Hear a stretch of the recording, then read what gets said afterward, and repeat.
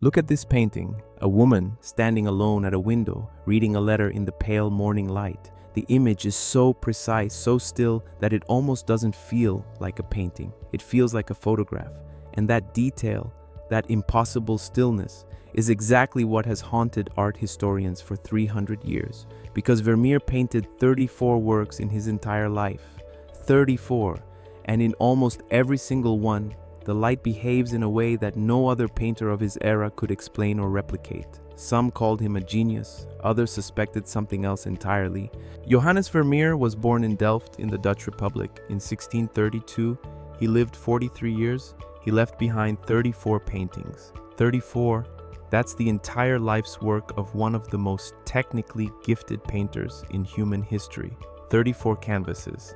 He produced roughly 2 paintings per year. In an era when successful artists painted dozens annually, Vermeer painted almost nothing. He was also not particularly famous while he was alive. He sold most of his work to a single collector, a man named Pieter van Ruijven, who essentially bought everything Vermeer made.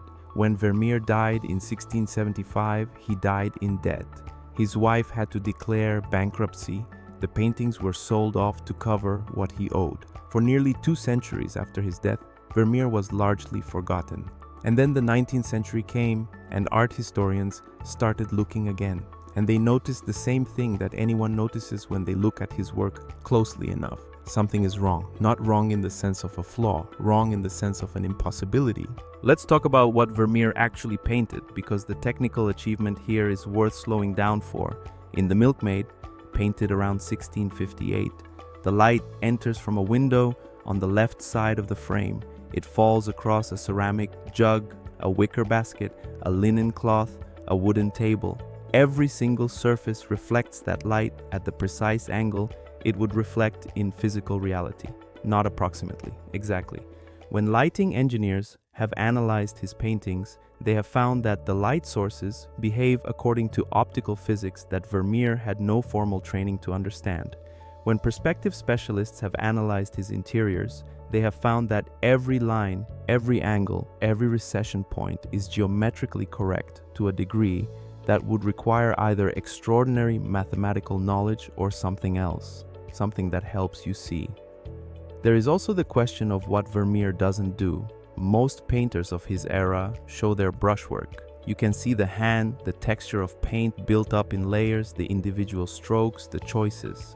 With Rembrandt, with Rubens, with Hals, you can feel the artist moving across the canvas. With Vermeer, the brushwork disappears. The surface is almost frictionless. It looks less like paint and more like captured light. Art historians called it genius. They still do. But one man decided to find out if it was something else entirely. In 2001, a British academic named Philip Stedman published a book called Vermeer's Camera. Stedman had spent years studying Vermeer's interiors, the rooms he painted over and over again, and he noticed something. The rooms were always the same room, same dimensions, same window, same tiled floor. And when Stedman began measuring the painted perspective against the laws of optics, he found something extraordinary. Every single interior Vermeer painted was consistent with an image projected by a camera obscura. A camera obscura is not a modern device. It had existed since the 10th century. It's a simple principle. You make a small hole in a wall or a box, and light from outside passes through and projects an inverted image onto the opposite surface. Tent-sized versions were used by surveyors. Box-sized versions were sold as entertainment. Vermeer's studio in Delft, Stedman argued, was the camera obscura itself. A room with a small lens mounted in the window shutter. Light enters, bounces off his subject. The woman, the jug, the table, passes through the lens and projects a perfect optically correct image onto the back wall, where Vermeer placed his canvas. And then, Stedman argued, he traced it. The art world reacted with fury. Critics called it reductive. They said it insulted Vermeer's genius.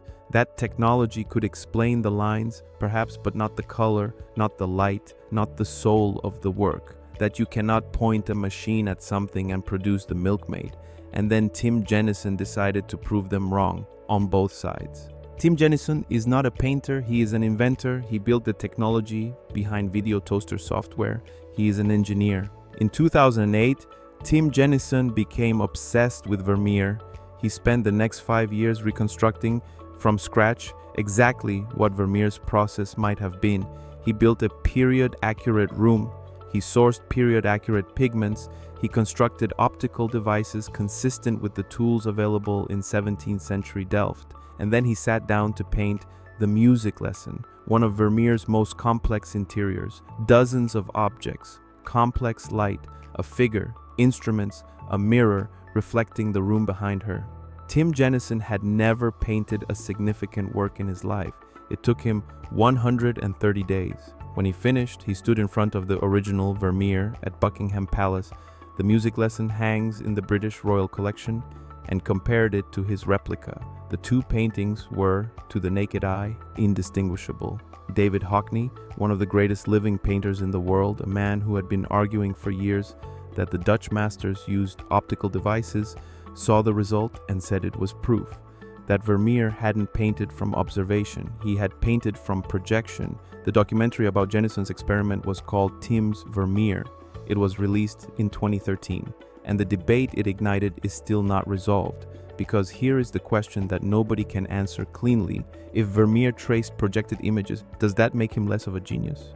Think about what the camera obscura argument actually says. It says that Vermeer did not look at a woman standing in a room and, from pure skill and observation, recreate the physics of light on canvas. It says he built a tool, he engineered a process, he solved the problem of representation the way an inventor solves a problem, not by practicing until his eye was perfect, but by designing a system where the image was already perfect before he touched the brush.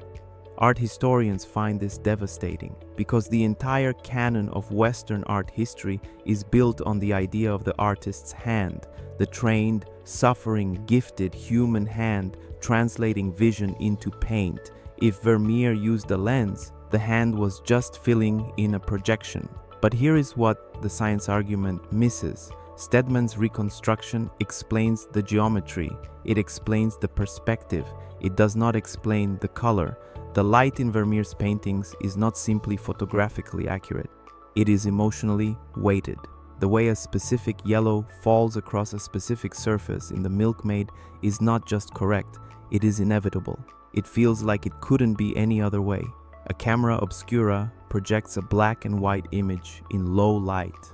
Vermeer still had to make 10,000 decisions about color, temperature, texture, and tone. Decisions that no projection could make for him. And there is one more thing. If Vermeer used a camera obscura, he almost certainly learned the technique from someone.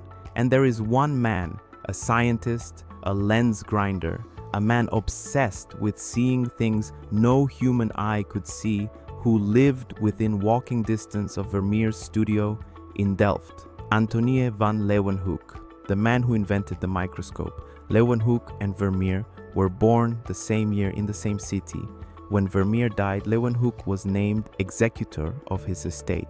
Two men, one obsessed with seeing the invisible world, one obsessed with painting the visible world as if it had been frozen by light. They almost certainly knew each other. What they shared, nobody knows. On a Thursday in December of 1675, Johannes Vermeer died. He was 43 years old. His wife wrote to his creditors that the shock of financial pressure had broken his health. She was left with 11 children and no money. His 34 paintings were sold. And yet, 350 years later, we are still arguing about how he made them.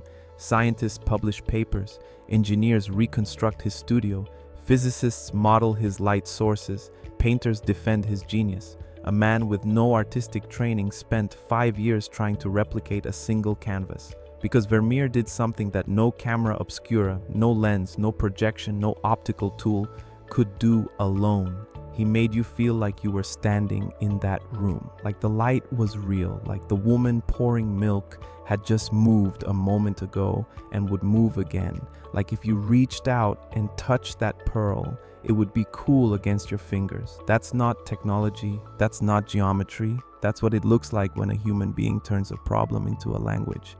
and speaks it so clearly that 4 centuries later, nobody can stop listening. When we put his paintings on textbook covers and museum postcards and screensavers, we forget that this man died in debt, surrounded by children, leaving behind 34 canvases that the world barely noticed. He was not celebrated, he was not remembered, he was not understood. And yet, somewhere in that light, in that impossible, optically perfect, emotionally devastating light, is a man saying, "I saw something, and I found a way to show you exactly what it looked like, even if nobody knew how." If this made you look at his paintings differently, hit subscribe, because next week we're looking at the painting Caravaggio made while he was a wanted man with a bounty on his head and soldiers looking for him across 2 countries. And it's the most technically perfect work of his entire career.